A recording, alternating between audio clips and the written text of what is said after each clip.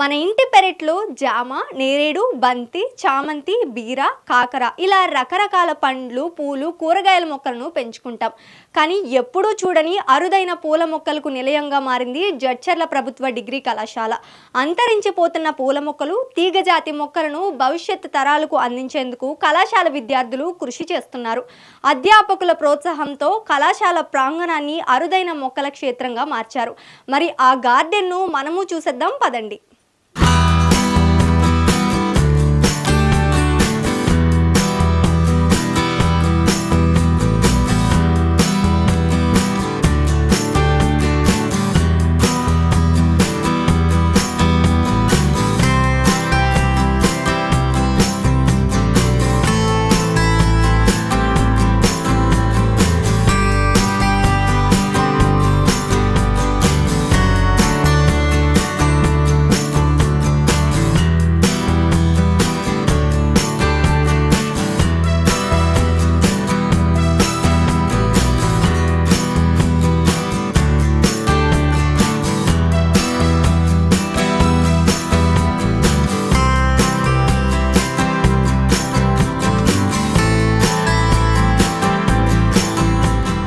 ఇది మహబూబ్ నగర్ జిల్లా జడ్చెర్లలో ఉన్న డాక్టర్ బూర్గుల రామకృష్ణరావు ప్రభుత్వ డిగ్రీ కళాశాల. ఇక్కడ ఉపాధ్యాయులు విద్యార్థులకు చదువు మాత్రమే కాదు, ప్రకృతి పాఠాలను కూడా నేర్పిస్తున్నారు. అందుకే మొక్కలపైన విద్యార్థులు మమకారం పెంచుకున్నారు. ప్రకృతితో అరుదైన అంతరించిపోతున్నటువంటి పూల జాతులు, తీగ మొక్కలను సేకరించి కళాశాల ప్రాంగణంలో సంరక్షిస్తున్నారు. అందుకోసం ఒక బొటానికల్ గార్డెన్ను కూడా నిర్వహిస్తున్నారు. వందల రకాల పూల మొక్కలు, తీగ జాతి మొక్కలు, పండ్ల చెట్లను రీసెర్చ్ స్కాలర్స్కు ఉపయోగపడేలా గార్డెన్లో పెంచుతున్నారు. నల్లమల అటవీ ప్రాంతంలో సేకరించినటువంటి మొక్కలు సైతం ఇక్కడ మనకు కనిపిస్తూ ఉంటాయి. నా పేరు doctor B Sadashivaiah. Doctor Burgula Ramakrishna Rao government degree college జడ్చర్లలో డిపార్ట్మెంట్ ఆఫ్ బాటనీలో అసోసియేట్ ప్రొఫెసర్గా పనిచేస్తున్నాను. ఈ కాలేజ్లో 2020లో 5.5 ఎకరాలో తెలంగాణ బొటానికల్ గార్డెన్ అనేటువంటిది ఏర్పాటు చేసినాం. వరల్డ్లో ఇది మొట్టమొదటి బొటానికల్ గార్డెన్. ఒక రాష్ట్రం ఆకారంలో ఉంటుంది. 33 జిల్లాలతో కూడిన తెలంగాణ రాష్ట్రం ఆకారంలో ఏర్పాటు చేసాం. ప్రతి జిల్లాలోనూ ఒక ప్రత్యేక రకమైనటువంటి మొక్కలను ఏర్పాటు చేసి అలాగా 33 రకాలైనటువంటి ఎకో సిస్టమ్స్ని ఇక్కడ ఎస్టాబ్లిష్ చేసాం. అందులో భాగంగానే మనకు ఒక 5 నెట్ హౌస్లు ఉన్నాయి. ఈ 5 నెట్ హౌస్లో వాండా ఆర్కిడేరియం ఒకటి, క్యాక్టస్ హౌస్ ఒకటి, చెరకా నెట్ హౌస్ ఒకటి, కొత్త కేశవుల నెట్ హౌస్ ఒకటి, ఇంకోటి టెడోఫైట్స్ కోసం ఇలాగ పెట్టాం. ఇందులో ఇటీవల కాలంలో కాలానుగుణంగా మా దగ్గర ఉన్నటువంటి ఒక 20 ఆర్కిడ్స్లో సీజన్ను బట్టి ఫ్లవరింగ్ అనేటువంటి వస్తున్నాయి. ఇప్పుడు మన దగ్గర హ్యాబినేరియాకి సంబంధించినటువంటి హ్యాబినేరియా ఫర్సిఫెరా, అదేవిధంగా హ్యాబినేరియా డిజిటేటా, దాంతో పాటుగా ఇలోఫియా గ్రమీనియా అనే మొక్కలు ఫ్లవరింగ్లో ఉన్నాయి ఆర్కిడ్స్. ఈ ఆర్కిడ్స్ సాధారణంగా మన తెలంగాణ రాష్ట్రంలో ఉండడమే రేరు. అది కాకుండా ఇలాంటి ఒక టౌన్ మధ్యలో ఏర్పాటు చేసిన ఒక గార్డెన్లో ఫ్లవరింగ్ రావడం చాలా చాలా అరుదు. వీటితో పాటుగా హెటెరోస్టెమ్మా బెడ్డోమి అనేటువంటి ఒక తీగ జాతికి సంబంధించిన మొక్క ఉంది. దీన్ని 1862లో కేరళలో దీన్ని ఫస్ట్ టైం ఐడెంటిఫై చేశారు. దాని తర్వాత ఇంతవరకు దీని నమూనా కానీ తర్వాత దీన్ని మళ్ళీ తిరిగి కలెక్షన్ చేసేం కానీ జరగలేదు.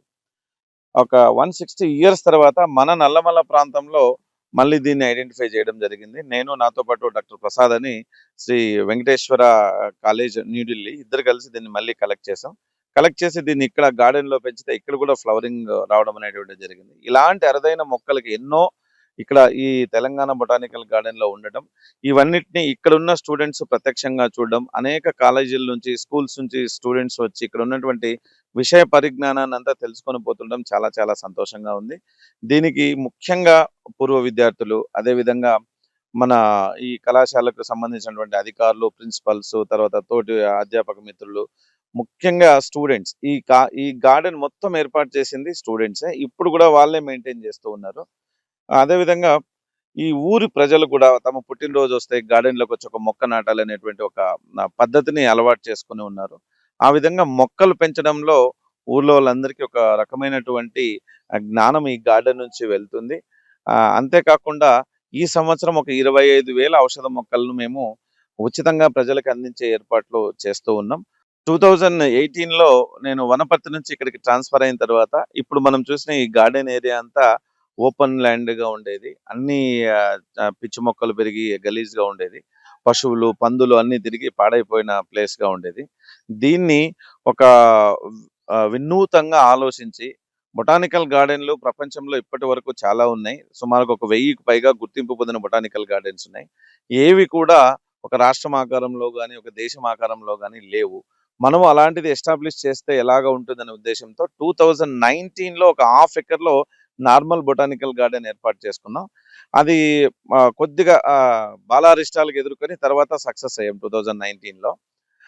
దాని ధైర్యంతోనే మళ్ళీ ఎన్ఎస్ఎస్ వాలంటీర్స్‌ని యూజ్ చేసుకొని ఈ కాలేజ్‌లో ఉన్న ఎన్ఎస్ఎస్ యూనిట్స్ 2 అండ్ 3 అదేవిధంగా పాలమూరు యూనివర్సిటీకి సంబంధించిన ఎన్ఎస్ఎస్ యూనిట్ 5 నుంచి 150 మంది విద్యార్థులు 2020 మార్చిలో కరోనాకు ముందు ఈ మొత్తం ప్రదేశాన్నంతా క్లీన్ చేసి తెలంగాణ ఆకారంలో లేఅవుట్ చేయడం జరిగింది.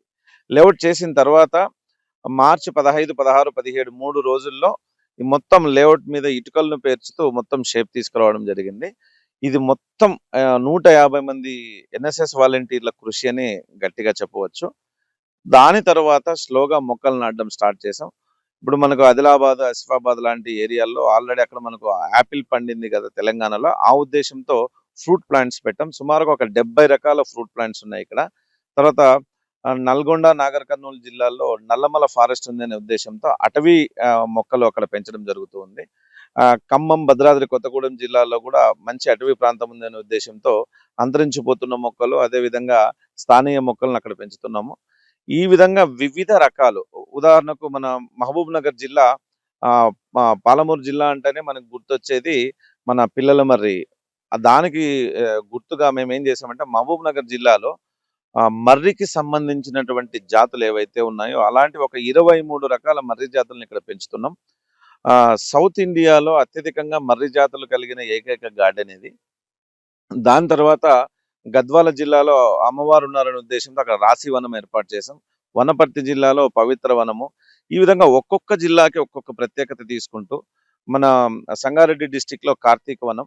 ఈ కార్తీక వనము ఇవన్నీ ఎందుకు ఏర్పాటు చేశామంటే ఈ గార్డెన్ కి చదువుకునే విద్యార్థి వచ్చినా లేదా ఒక పిహెచ్డి స్టూడెంట్ వచ్చినా కావాల్సిన మెటీరియల్ దొరుకుతుంది.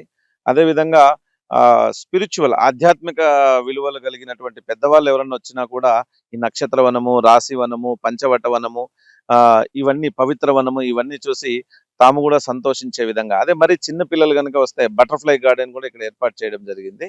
అంటే అన్ని రకాల మనుషులకు, అన్ని వయసుల వాళ్ళకు ఇది ఈ నాలెడ్జ్ అందించాలనే ఉద్దేశంతో ఇది ఒక పక్కా ప్రణాళికతో ఏర్పాటు చేశాం. అప్పటి ప్రభుత్వం సుమారుగా 50 లక్షల రూపాయలని మనకు అందించడం జరిగింది అప్పటి ముఖ్యమంత్రి కేసీఆర్ గారు పిలిచి.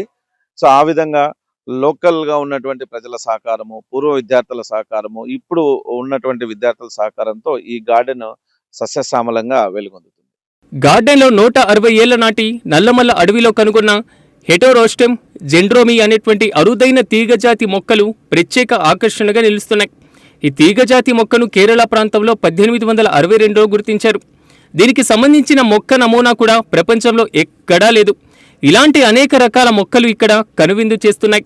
ఆర్కిడ్ జాతిలైన హబినేరియా ఫర్సిఫెరా, హబినేరియా డిజిటేటా, జియోడోరం, లాక్సిఫోరం, యులోఫియా, గ్రమీనియా, ఇలా ఎన్నో మొక్కలు ఇక్కడ మనకు కనిపిస్తూ ఉంటాయి. ఇవే కాదు, వీటితో పాటుగా 12 జాతుల ఇతర ఆర్కిడ్ మొక్కలు కూడా ఉన్నాయి.